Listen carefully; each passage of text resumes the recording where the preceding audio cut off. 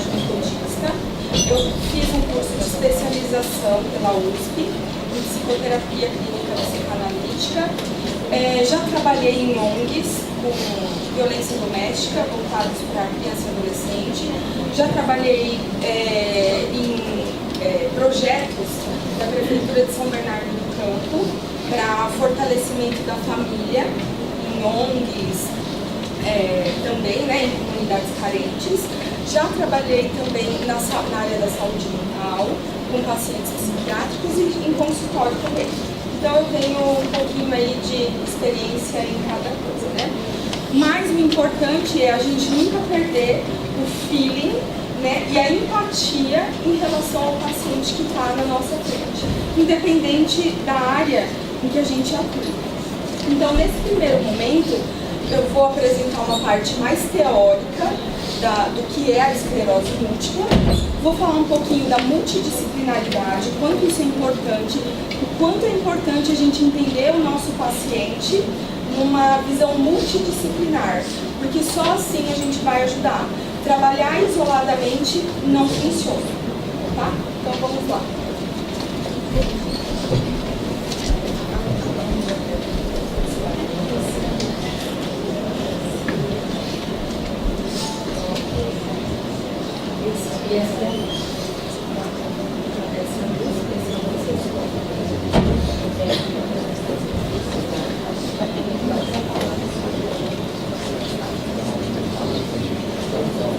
Então, para a gente começar entendendo um pouquinho do que é a esclerose, como que ela acontece, como ocorre a esclerose, a gente precisa entender um pouquinho como funcionam os neurônios, né? Então, o que são neurônios? São células que compõem o sistema nervoso e desempenham o papel de receber, processar e conduzir os impulsos nervosos, né? E é a partir do funcionamento dessa célula que podemos ter a percepção do mundo, a consciência e as emoções, uma vez que são responsáveis por transportar mensagens entre o cérebro e o resto do corpo. Então, essas células vão nos auxiliar para que ela vai mandar, através desses impulsos nervosos, a comunicação do nosso corpo com os órgãos, né, com a gente mesmo, os sentimentos e no contexto social, onde a gente vai percebendo né, o olfato, o paladar, enfim. Então, os neurônios, eles são compostos de dendritos, corpo celular e axônio. Então, os dendritos, estamos familiarizando aqui, são essas ramificações aqui nas extremidades do neurônio, e eles vão ser responsáveis por receber esse impulso nervoso. São essas informações que chegam, né, os impulsos elétricos, também denominados como impulsos nervosos, vão chegando pelos dendritos. O corpo celular, que é essa parte marronzinha aqui, ele é responsável pela integração dessas informações. E o axônio, que é essa parte aqui, ó, como se fosse um condutor elétrico. É similar a função dele de um fio elétrico. Então, o que vai acontecer? Vai chegar o impulso aqui, no corpo celular é condensado e passa aqui pelo axônio. E essa parte rosinha é o que se chama bainha de mielina. Então, como que acontece? O axônio está aqui e ele é envolvido por essa capinha chamada bainha de mielina, que vai ser responsável por passar essa informação, né, esse impulso elétrico, de uma maneira mais adequada e mais rápida, para que o nosso corpo vá entendendo os comandos. E aí a gente não tenha que pensar, agora vou mexer o braço, agora vou mexer o pé. Aí a bainha de mielina, ela é composta por lipídios e proteínas. Ela funciona como se fosse uma fita isolante num fio elétrico. Ela é responsável por isolar parte do axônio, acelerando a transmissão do impulso. Aí é que começa a questão quando essa bainha de mielina é danificada. O próprio sistema autoimune da pessoa entende que tem alguma coisa diferente, estranha, e vai começar a tentar proteger a bainha de mielina. Só que nessa ela começa a atacar. E aí ela provoca um processo de desmielinização, que é uma inflamação da bainha de mielina. E aí a comunicação entre os neurônios começam a ficar desencontrada, porque esse impulso elétrico que passa de uma maneira rápida e adequada começa a se perder.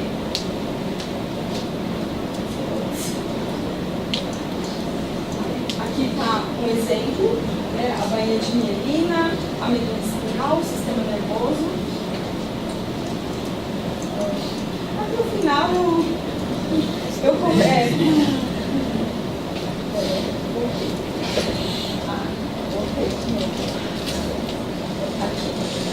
Então, é uma doença, a esclerose múltipla, desmielinizante, de causa desconhecida, né? Então, ainda estão pesquisando por que acontece no sistema autoimune começar a atacar a bainha de mielina.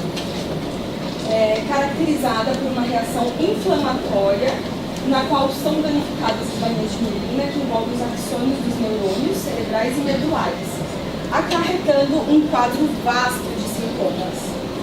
É uma doença autoimune que afeta o cérebro, os nervos ópticos e a medula espinhal. O sistema imunológico do corpo confunde as células saudáveis com intrusas e ataca provocando as lesões. Aí aqui a gente vai falar um pouquinho das características da esclerose múltipla, porque é uma doença crônica, autoimune e potencialmente debilitante.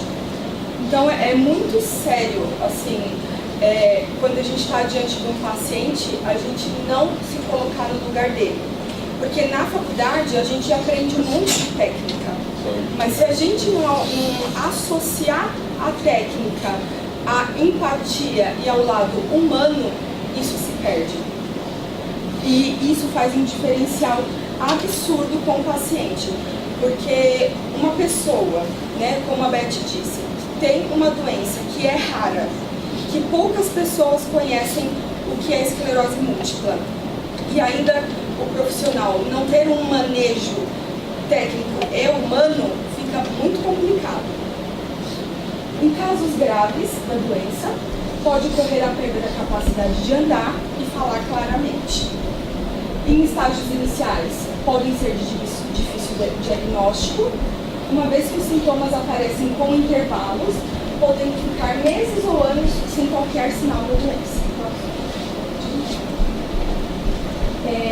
É tão, como ela coloca ali, né, pode ficar meses ou anos sem sinal, que hoje o diagnóstico da esclerose múltipla leva em média de 10 a 14 anos após o primeiro sintoma.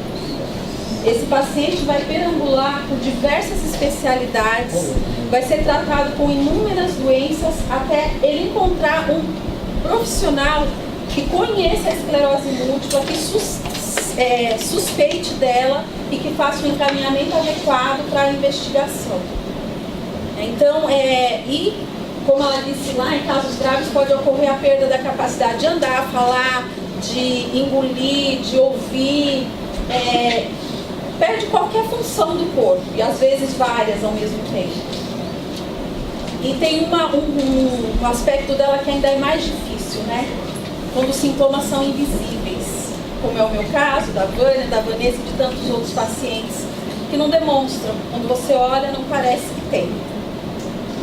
Eu só queria fazer essa parte aí para falar desse tempo do diagnóstico. Não tem cura, mas os tratamentos podem auxiliar no controle dos sintomas e na diminuição da progressão da doença. Pode ocorrer em qualquer idade. Pessoas com esclerose múltipla tendem a apresentar os primeiros sintomas na faixa dos 20 aos 40, até aos 50 também. É mais comum em adultos jovens, mas existem relatos de pacientes que os primeiros sintomas vieram na adolescência. Até crianças. Até crianças. igual a Beth. Então, as mulheres são mais propensas a desenvolver a doença do que os homens, mas os homens também podem desenvolver a esclerose. A predisposição genética e fatores ambientais desconhecidos podem desencadeá-la, ocasionando a disfunção do sistema imunológico, acarretando a ação autolesiva. Não há duas pessoas que apresentem exatamente os mesmos sintomas, porque vocês vão ver mais pra frente que é muito amplo o que a pessoa pode ter como sintoma. Por isso, também, o profissional da área da saúde pode ter essa dificuldade na hora de fechar o diagnóstico. Infecções virais podem aumentar o risco de um novo surto. Sintomas.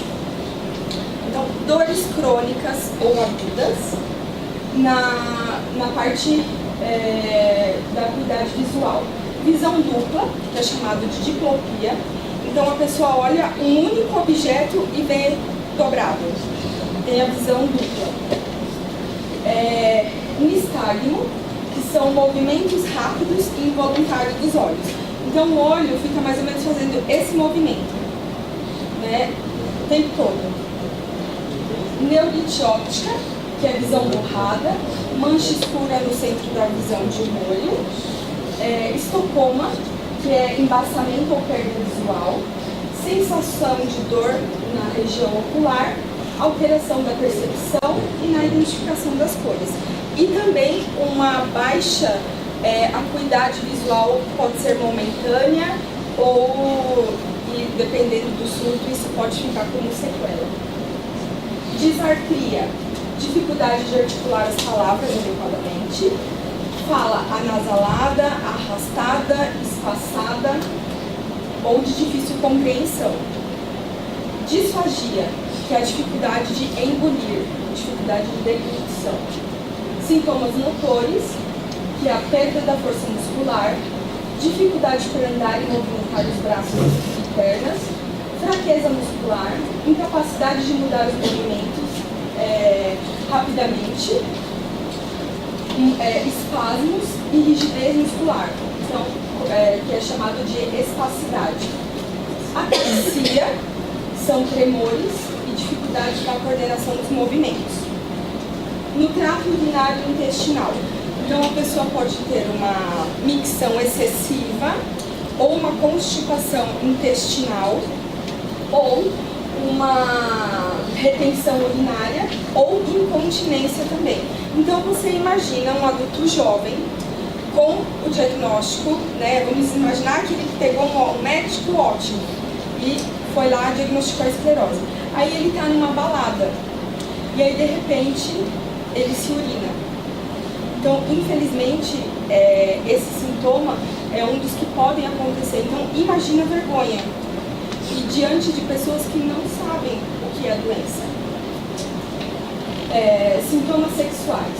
Então, ele pode ter uma disfunção erétil, secura vaginal, sensibilidade ao toque e libidos diminuída, dificuldade para atingir o orgasmo.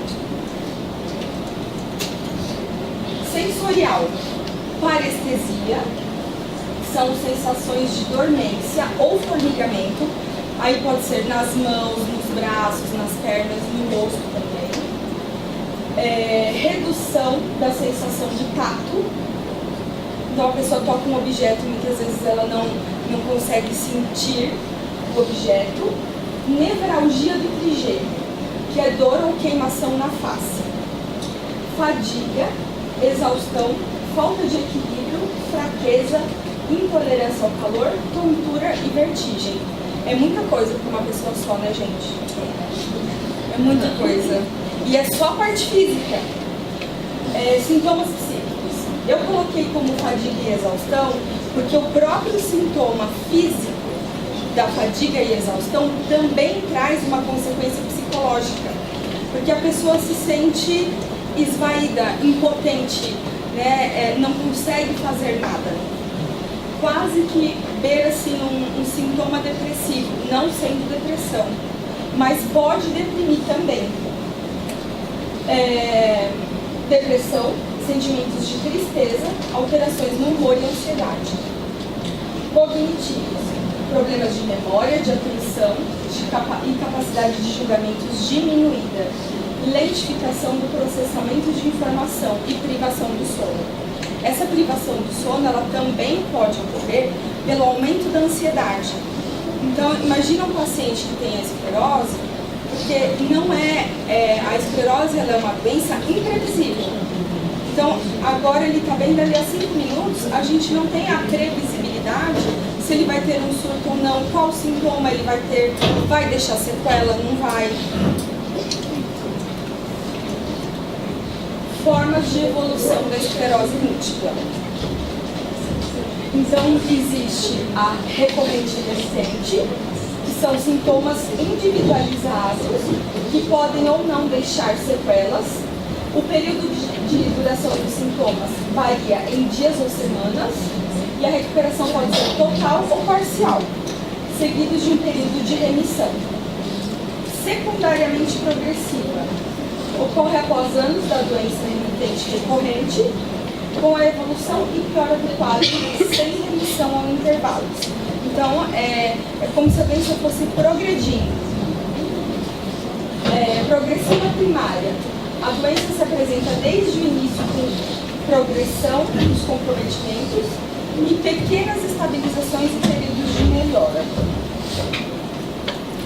Progressivo recidivante.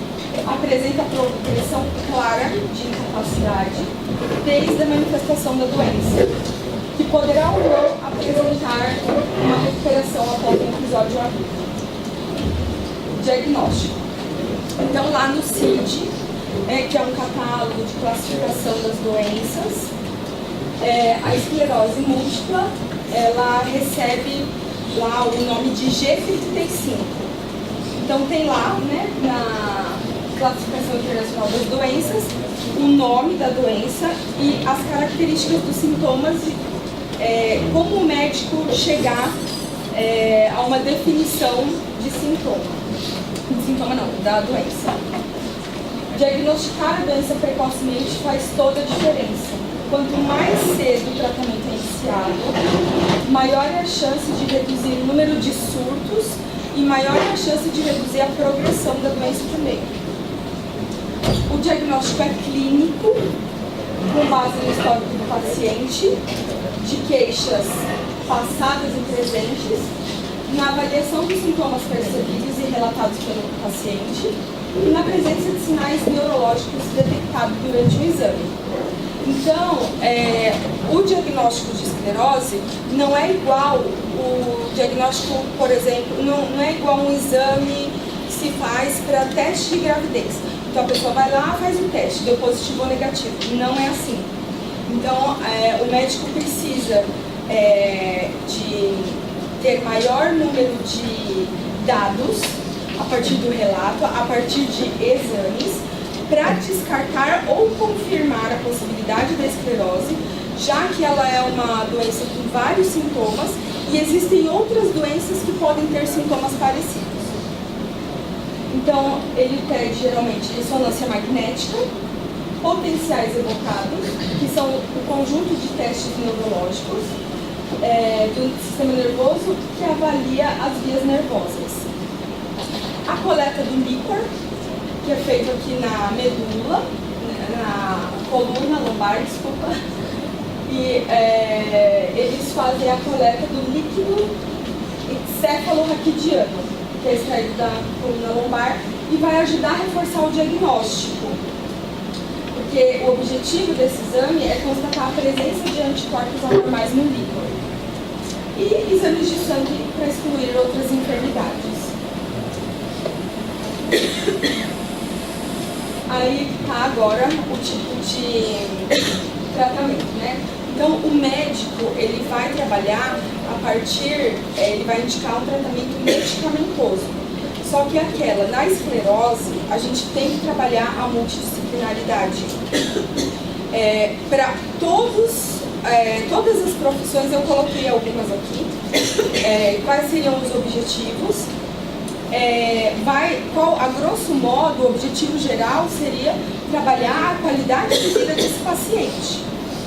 Tá? Então, as medicações basicamente são com imunomoduladores que buscam reduzir a atividade inflamatória e os surtos ao longo dos anos, contribuindo a longo prazo para a redução das sequelas. Os imunossupressores, que reduzem a atividade e eficiência do sistema imunológico. Então, para diminuir o ataque, a bainha diminuir. Os corticoides, essa medicação ela é basicamente única para período de surto.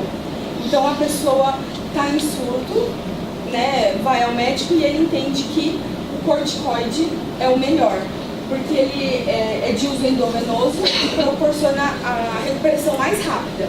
Então, ele tira mais rápido o paciente do surto. E transplante de medula óssea. E aí é o médico que vai avaliar, dependendo do caso. Terapia ocupacional.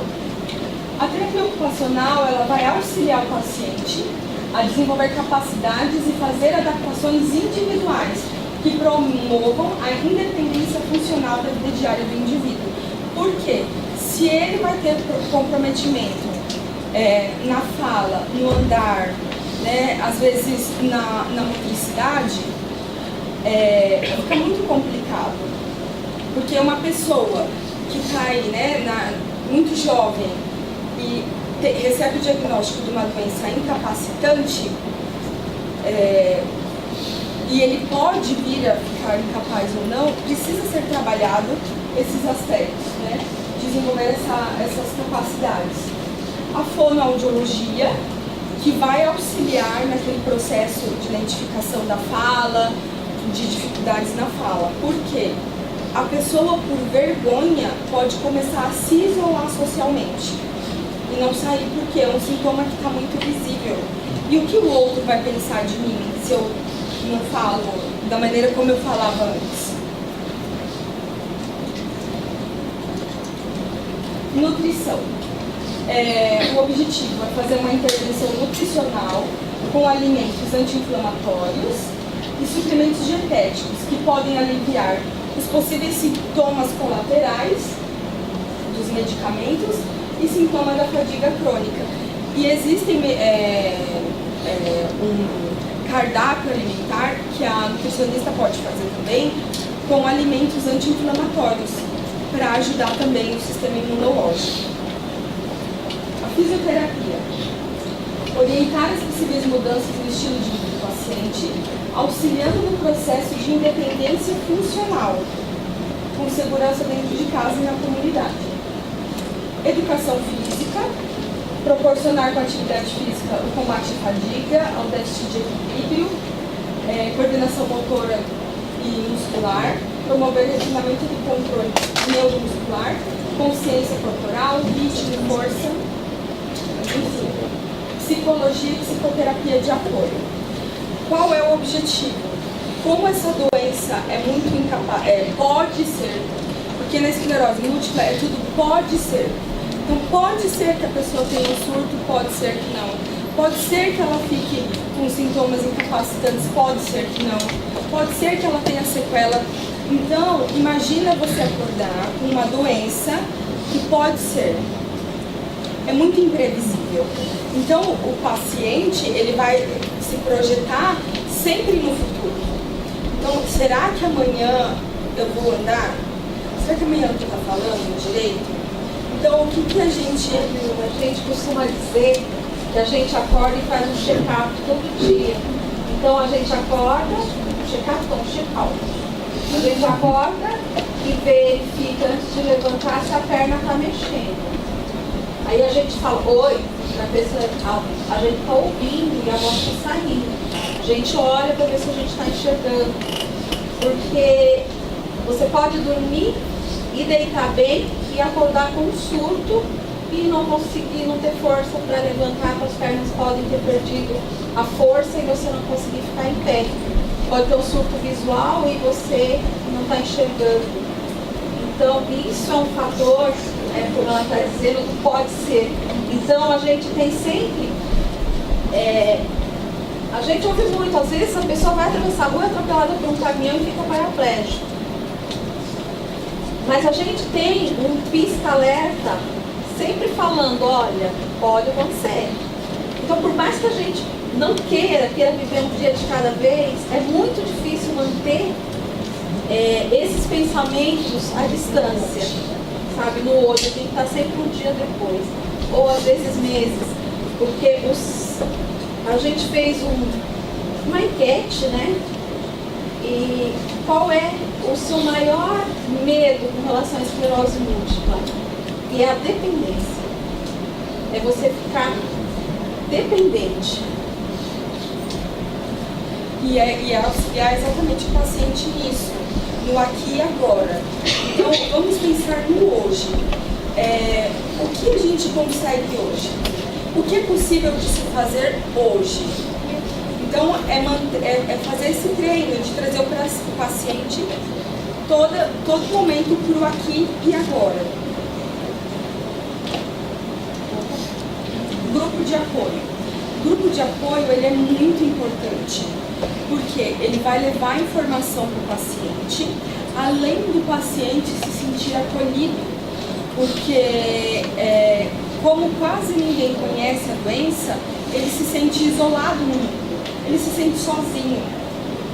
E como alguns sintomas, quem não tem, não consegue ver que o outro está passando por aquilo, pode não ter a empatia de se colocar no lugar dele. E achar que é frescura, né, ou denominar, dar outra conotação, que não a real que o paciente efetivamente sente. Então, num grupo de apoio, ele vai ser acolhido. E aí, o objetivo é auxiliar as pessoas durante esse período de adaptação, que é uma nova situação, né, oferecer apoio emocional e informação. Por que a informação é fundamental? Porque quanto menos eu conheço a doença, mais fantasia eu vou criar em relação a ela. Então, quanto mais informação eu tenho, mais dados de realidade isso me dá, menor a minha ansiedade. Se é que é possível, né? Diante da esclerose múltipla. Aliar os sentimentos de solidão e isolamento social, possibilitando o compartilhamento de experiências e sentimentos com a certeza de ser compreendido pelos outros participantes. Só que assim, é muito importante que o grupo de apoio, ele pode ser conduzido por um psicólogo ou por um outro profissional da área. E aí a gente também tem um outro contraponto. Por quê? Como as pessoas podem desenvolver diversos sintomas, uma pessoa que está chegando e de repente percebe uma outra que já está e que tem um sintoma aparente, ela pode não querer voltar. Porque ela vai olhar ela pode olhar para essa pessoa e pensar, será que amanhã eu vou estar assim? Ele está pior que eu, né? Como eu vou ficar assim? Então a pessoa tem grande possibilidade, se não trabalhado isso no grupo, de querer sair. E muitas vezes aquela pessoa que está lá com os sintomas mais aparentes, de repente tem uma força emocional muito maior do que aquela que está chegando agora. Agora sim, minha praia. Impactos subjetivos. Então, essas daqui são as reações frente aos primeiros sintomas. Geralmente, primeiro, a gente não pode falar em negação da doença, porque é uma doença que as pessoas não conhecem, é desconhecida, assim, está começando a se falar agora. Então, nesse caso, né, já quando a pessoa começa a ter algum sintoma, a gente não pode falar de negação emocional. E o que é negação emocional? É quando a gente passa por um processo emocional, onde essa realidade que a gente está lidando agora não é agradável. Então, o nosso sistema emocional vai utilizar de mecanismos de defesa para nos defender dessa realidade que está tão difícil. Então, a gente nega, finge que não é com a gente que está acontecendo. Só que a princípio não existe isso, porque as pessoas não conhecem a doença. Então, os primeiros sintomas sempre são associados ao braço. Só que eu achei que era porque Há 2 dias atrás eu brinquei com meu sobrinho na piscina, levantava ele para cima, brincava com ele e achei que tivesse machucado o braço. Então fui aonde? No ortopedista. Aí o ortopedista foi, passou uma medicação que na hora até auxiliou os sintomas. E como são sintomas que podem aparecer e sumir, ele achou que fosse realmente aquilo e voltou para casa. Só que ele recebeu o diagnóstico de esclerose 20 anos depois. Então é muito tempo. Então vocês imaginam o quanto essa pessoa não pode ter entrado em surto, saído de surto, sem medicação, sem tratamento adequado e com a doença evoluindo. Por isso que eu falo, nós, né, quem é da área da saúde, a gente tem a obrigação de encaminhar os pacientes. Não seja egoísta, não queira o paciente só para você. Não dá certo, tem que encaminhar. Nem que for para o outro profissional descartar a possibilidade, mas a sua parte você fez. E de orientar o paciente, porque tem paciente com esclerose que o médico não disse para ele que ele tinha essa possibilidade de tratamento multidisciplinar. Aí tá, a pessoa vai lá, faz o uso dessa medicação, é uma medicação de alto custo, né? E a cabeça, como fica, né? E se tem esses sintomas que vai perdendo a coordenação motora, a dificuldade no tato, e aí? Né? Tem que fazer realmente um trabalho multidisciplinar. Então, é comum o desconhecimento da esclerose múltipla e o diagnóstico não preciso, né, contribui para a evolução da doença. Aí teve pacientes que relatou assim, que estavam com tontura. Foi no médico, o médico falou, isso é labirintite. Aí toma a medicação, diminui um pouco aquela sensação de tontura e aí vai. Tem paciente que reclamou, que disse dor no pé. E aí, assim, era uma dor constante, virou crônica. O paciente se adaptou à dor. E era uma esclerose. Agora sim, negação. Então, quando o paciente vai no médico e ele diz, você está com esclerose múltipla. O que é muito complicado? A maneira como se dá o diagnóstico. Então, a gente tem aulas na faculdade que a gente consegue identificar as doenças. Nós temos por obrigação saber as sequelas, os sintomas, mas o paciente não. Então, como você vai dizer para o paciente, assim, porque foi desse jeito que uma paciente relatou. O médico falou assim, você tem esclerose múltipla, bingo, né? Então, tem que ter cuidado. Tem que saber se colocar no lugar da pessoa. Não adianta só tirar 10 na prova e aí chega lá no tato com o paciente e não sabe se pôr no lugar do outro. É lógico, não é para chorar junto, mas é para minimamente acolher, né? Então, a pessoa quando tem essa doença e tem todas as informações, lembra que eu disse? Vai lidar com uma realidade do qual ela não esperava. Até porque ela está numa fase jovem da vida. Então imagina, vocês terminando a faculdade, né, pacientes que estavam terminando a faculdade ou estavam em ascensão da carreira profissional, descobrem uma doença potencialmente incapacitante. Não, isso não é comigo, não pode ser, não, esse médico, né, não viu direito os exames. Então a primeira sensação, a primeira reação que o paciente pode ter é negar a informação. E aí vem a mudança de comportamentos, sentimentos de desespero. Olha, o que eu ouvi de pacientes usar a palavra desespero, né? Quando eu soube do diagnóstico, acho que quase todos, unânime, desespero. Desesperar, né? É não esperar, porque não dá para esperar mesmo, né? Porque é uma doença inconstante. Então tem esse desespero, podem ter ideação suicida, que é pensamento de morte, porque a primeira coisa que o paciente também pensa é, eu vou morrer, agora que eu tenho esse diagnóstico. É uma doença incapacitante, que eu posso surtar a qualquer momento. Eu não sei as sequelas, eu vou morrer. E no auge da juventude, muitas vezes.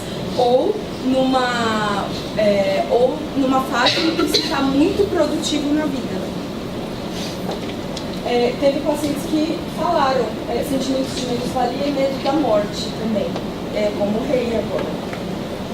Teve pacientes que relataram, já que eu vou morrer dessa doença, então é melhor eu dar um tiro na boca ou na cabeça.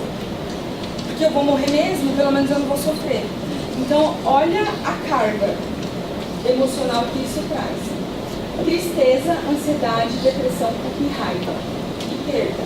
Então, perda do quê? Da possibilidade, da sensação e da possibilidade concreta, muitas vezes, de estar saudável. Então, eu posso perder os meus movimentos. E aí a ansiedade sempre projetando a pessoa para o futuro. Pode acarretar uma depressão.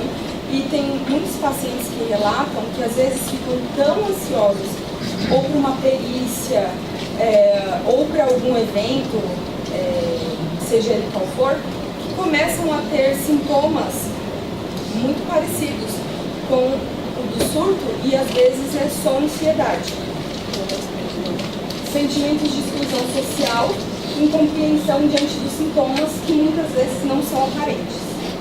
Então, por exemplo, esses sentimentos que não são aparentes. Eu posso estar extremamente cansada, com fadiga, que é o que a pessoa com esclerose muitas vezes tem. E aí o familiar chegar e olhar e falar, isso daí é frescura, nem parece que tem nada. Né? Cansada, não lavou a louça por quê? Preguiça. E não é. Então nem tudo que a gente não consegue ver, não é que o paciente não tem, ele tem. Ele sente isso. Formigamento. Como que a gente vai ver a pessoa sentindo um formigamento? Não vê, são sintomas invisíveis. E muitas vezes ele se sente incompreendido por isso, porque não são sintomas aparentes. Problemas conjugais, já aconteceu de pacientes, quando o marido descobriu que estava com esclerose múltipla, a mulher abandonou. E falou, não quero mais. E pode acontecer também, assim, porque modifica a dinâmica familiar, que é o que a gente vai falar a seguir.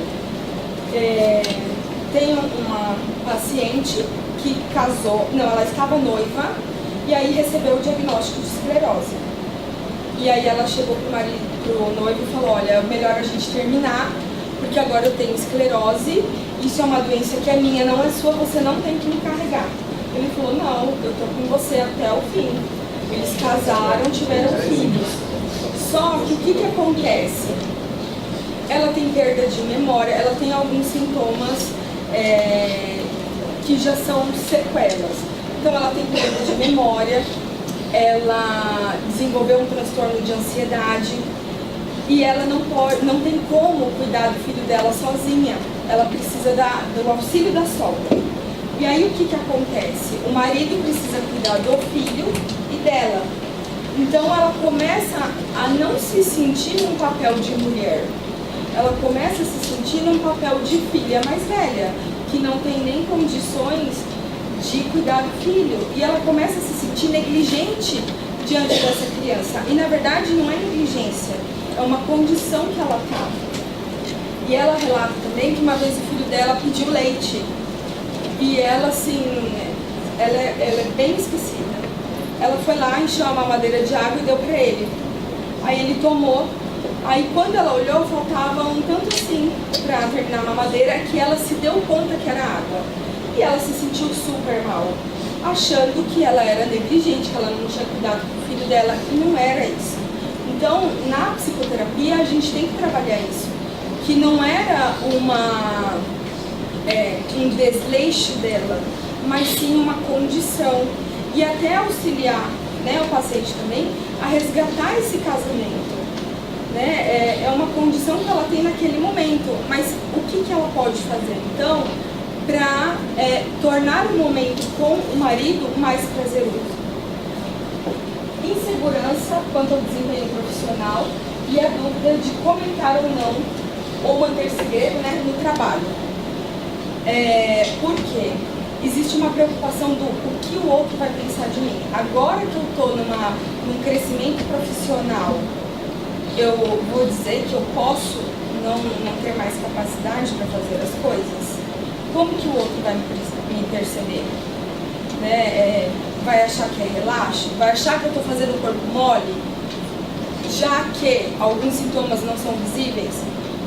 Tem pacientes também que contaram só para a médica do trabalho e se sentiam muito cansados, não estavam dando conta do trabalho, e ia lá na médica e pedia, dava 8 horas da manhã, já pedia medicação para aguentar até meio-dia trabalhar. Aí almoçava à tarde também, pedia medicação e não contou. Aí a médica chegou, sentou, conversou e falou: olha, eu acho que a gente precisa ter um outro tipo de encaminhamento, porque você não está tendo mais qualidade de vida. Então, é a não aceitação também da própria condição, né? É uma negação do eu não estou podendo ver, não estou conseguindo mais. Sentimentos de frustração, incertezas, impotência frente à possibilidade, de incapacidade e falta de previsibilidade dos sintomas. E é o que eu disse, né? A importância do conhecimento da doença para a diminuição da fantasia. Então, quanto mais se conhece sobre a doença, menos fica fantasiando coisas que geralmente podem não acontecer. Reações da família frente ao diagnóstico. Então, podem variar de acordo com a crença, com os valores pessoais, com a religião. E isso é muito importante, porque tem famílias que falam: ah, você não precisa usar essa medicação, Jesus vai te curar. Se a gente entra numa de que, olha, Jesus não vai te curar, você tem que usar a medicação, a gente vai ficar puxando aquela corda, a família de um lado e nós do outro, e não vamos chegar a lugar nenhum. Então, minimamente, é uma coisa que na minha experiência com pacientes de saúde mental dava muito certo, porque eles achavam, a família achava que o paciente não precisava daquilo, de tomar medicação. Ok, Jesus ia curar.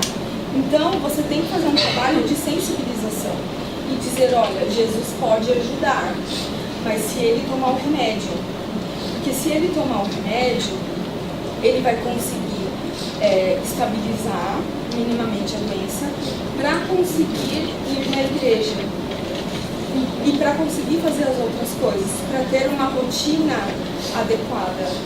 Então, esse trabalho com a família também é fundamental, porque tem família, principalmente quando a pessoa tem esclerose múltipla, é o esteio da família. A família pode achar: isso é frescura, levanta e vai trabalhar, né? E não é assim. Podem também ter a negação: não tem nada, imagina, a pessoa está super bem. Ou super proteção: ai, coitado, o que você quer agora? Né? Agora que está doente, então vamos cuidar, vamos pôr lá numa redoma de vidro. Também não é assim. E o apoio, como que a família pode apoiar? Conhecendo a doença, para auxiliar o paciente no aqui e agora também. Elaboração do luto pela pessoa saudável. Então, a família também tem que elaborar o luto daquela pessoa que antes tinha uma condição de saúde diferente e que agora não tem mais. E o prognóstico a gente também, né, não sabe. A família também pode ter mudanças no comportamento. Tem um caso que eu tive contato, o marido a paciente era desse tamanho, o marido 2 metros. Parecia um adolescente, versão adulto, só esticou. O cara era roqueiro e ele não acreditava, ele não tinha nenhuma religião. Aí a paciente vai em médico e tal, descobre esclerose múltipla. Aí esse marido começa a frequentar as missas rigorosamente todos os domingos. Qual é a mensagem que ele está passando para essa paciente e ela percebe? Que ela vai morrer e que ele está esperando um milagre. Então, sim, né, o cara era roqueiro, só andava de preto, aí de repente começa a vir a coroinha da igreja, né, porque foi o que aconteceu, gente, é caso verídico. Então ela pensou, nossa, vou morrer. Então, trabalhar essa família, que olha, menos, né, vamos ajudar, porque o marido pode não dizer pra ela, eu tô achando que você vai morrer, porque ele em nenhum momento disse isso, mas inconscientes se conversam, né? Então, pode ter o abandono, né, como eu disse, teve relatos também de paciente que falou, nossa, ainda bem que o seu noivo descobriu agora, né, que enquanto você é noiva, que ele tem esclerose, dá tempo de você mudar. Tipo, dá tempo de você ir embora. Ou exclusão do meio familiar. Ah, não tem nada, deixa ele lá, tá com frescura. A família também tem medo dos avanços da incapacidade da doença e da morte da pessoa, porque é alguém que eles gostam. A falta de informação por parte dos familiares pode gerar incompreensão e interferir na qualidade de vida do paciente e frustrar. Porque um paciente que dorme bem e acorda com uma fadiga, como se tivesse trabalhado a noite inteira. Aí o marido olha e fala, ai, você não vai lavar nem a louça? Então não conhece a doença. Né? Uma pessoa que está aí na atividade vai querer ficar sem fazer nada? Não, né? E a atitude adequada da família propiciará um autoconceito realista para o paciente também. Então, quanto mais a família se informar, melhor é para o paciente.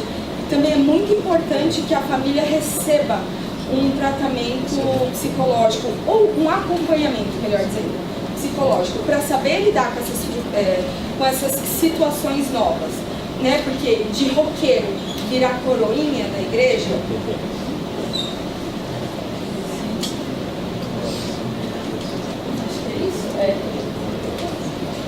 processos emocionais. Então a pessoa também vai entrar numa mudança com ela mesma, né? E muda tudo. Então ela vai precisar elaborar um luto pelo corpo saudável que ela tinha. Então é como se parte dela morresse e ela tivesse que renascer e se ressignificando diante dessa nova condição de vida. Então ela também pode sofrer um luto antecipado, que é o será? Será que eu vou estar falando? Será que eu vou andar? Será que eu vou poder pegar meu filho no colo? Não vou deixar ele cair no chão? A morte simbólica, né? Então morre simbolicamente, né? Emocionalmente a pessoa saudável, para renascer uma pessoa numa nova condição. Então é muito importante que a pessoa passe por esse processo, porque à medida em que ela passa por esse processo, ela aceita a condição dela e ela tem a possibilidade de fazer os tratamentos. Então, muitos também têm a percepção do corpo como envelhecendo. Então, sente que é sintomas da esclerose, porque muitas vezes, no senso comum, a gente ouve, né? Ai, aquela pessoa está esclerosada, associando a uma loucura. E não é. Né? Não é uma loucura. E aí ele vai sentindo como se o corpo dele, como se ele tivesse 30 anos na cabeça e 100 anos no corpo. Então, o emocional não corresponde ao físico. Então fica aquele conflito. A instabilidade emocional diante de um processo contínuo de adaptação. Então tem que ir se readaptando, ou a um novo surto, ou a uma nova sequela, ou ao corpo que está. que muitas pessoas também, com o diagnóstico, elas podem viver a doença achando que pode ser um castigo. Então, assim, o que ela fez para Deus mandar uma coisa dessa para ela? Então, ela fica se perguntando, aonde que eu errei? Aonde eu desagradei? Porque eu mereci. Isso é um castigo, né? Cometi algum pecado e estou merecendo isso. Ou ela pode ver isso como uma oportunidade de aprendizado. Ok, tenho essa nova condição, então eu vou ter que aprender a lidar com ela. Tem um filme chamado 100 metros. Ele fala, é muito interessante esse filme, de um paciente, homem, que teve esclerose. E numa determinada fala lá do filme, eu achei muito interessante como eles colocam a esclerose como uma parceira de dança que é dura, você não consegue dançar com ela. Então você tem que arrumar um jeitinho para ir conduzindo ela. E é exatamente isso, né? É arrumar alternativas para ir conduzindo a vida diante da condição de ter a esclerose. O que a Beth falou, do autodiagnóstico diário. Então, é você acordar e pensar, será que meu pé está mexendo? Né? Então, eu posso ir até meu filho hoje. Será que eu vou ver meu filho com 15 anos? Né? Como eu vou ver meus netos? Será que vai chegar um dia em que eu não vou poder falar? Será que vai chegar um momento em que eu não vou enxergar para sempre? Então, é constante. O paciente sabe exatamente como ele vai dormir, mas ele não faz a menor ideia de como ele vai acordar. Então, imagina, gente, todo dia vocês ir dormindo numa condição sem saber como vai acordar no outro dia. É desesperador. E a preocupação, o medo do que as pessoas vão pensar. Né? O que as pessoas vão pensar?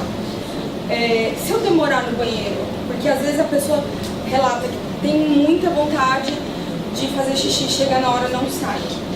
E os amigos esperando lá fora. Teve outro relato que eu acho muito importante. O paciente recebeu o diagnóstico e foi contar para o amigo, olha, agora eu descobri que eu estou com uma doença, é esclerose múltipla. O amigo perguntou, é uma DST nova? Então, aqui a gente brinca, mas assim, não é brincadeira.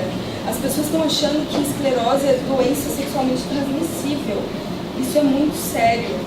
Então, quanto menor a informação que a gente tem a respeito da doença, maior as fantasias e menos a gente trabalha com a realidade.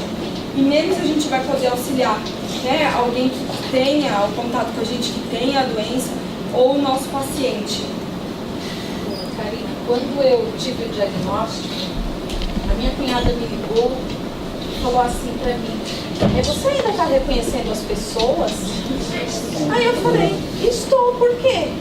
Então eu vou te visitar logo, antes que você pare, né, de reconhecer, porque senão não vai adiantar eu ir. E eu vou falar, assim que a gente começou aqui a usar o espaço na USP, a Liga de Neurologia, a Liga Acadêmica, fez uma pesquisa. Uma pesquisa foi divulgada parcialmente no nosso primeiro simpósio, em 2016. E essa pesquisa foi basicamente com estudantes do campus da área da saúde e majoritariamente de medicina. Tinha de outras áreas, mas de medicina. E a gente ficou feliz com um resultado e muito preocupado com o outro. Porque um resultado dizia que 52%, 53% já tinham ouvido falar de esclerose múltipla. Que bom, porque uma pesquisa que foi feita no país, né, e foram pesquisados todos os estados aí, 80% das pessoas nunca ouviram falar de esclerose múltipla. Mas o preocupante foi dessas pessoas que responderam à pesquisa, 49% achavam que era uma doença de idosos. Então, quer dizer, ouviu falar, mas não sabe o que é. Esclerose múltipla, como ela falou, esclerosado. Tem todo aquele estigma da pessoa idosa que está senil. Aquele velho está esclerosado. Quando a pessoa tem uma doença que provoca a senilidade. Então, por isso que é muito importante o esclarecimento, para que não aconteça esse tipo de comentários, tipo, né, você ainda reconhece, é uma DST, pega, isso é transmissível, né? A gente ouve de tudo por aí. Então, vocês imaginam, né, já tem uma carga física por si só complicada.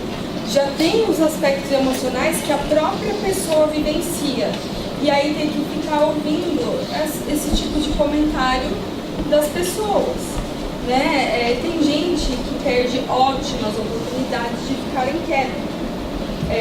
E teve uma situação também que logo no começo da doença, a moça tinha uns 28 anos e ela teve, os sintomas foram tontura. Então ela andava como se ela estivesse bêbada. A avó dela olhou pra ela e falou assim: menina, toma vergonha na cara. Depois de adulta você começou a usar droga? Então, assim, tem que lidar com tudo isso e ainda ter que lidar com esse tipo de comentário é muito difícil. Então, se vocês puderem sair daqui hoje, principalmente quem trabalha na área da saúde, com a visão de que o profissional precisa ter a empatia, saber se colocar no lugar do outro e entender que o paciente não é propriedade nossa, que por isso a gente precisa trabalhar em conjunto, é fundamental.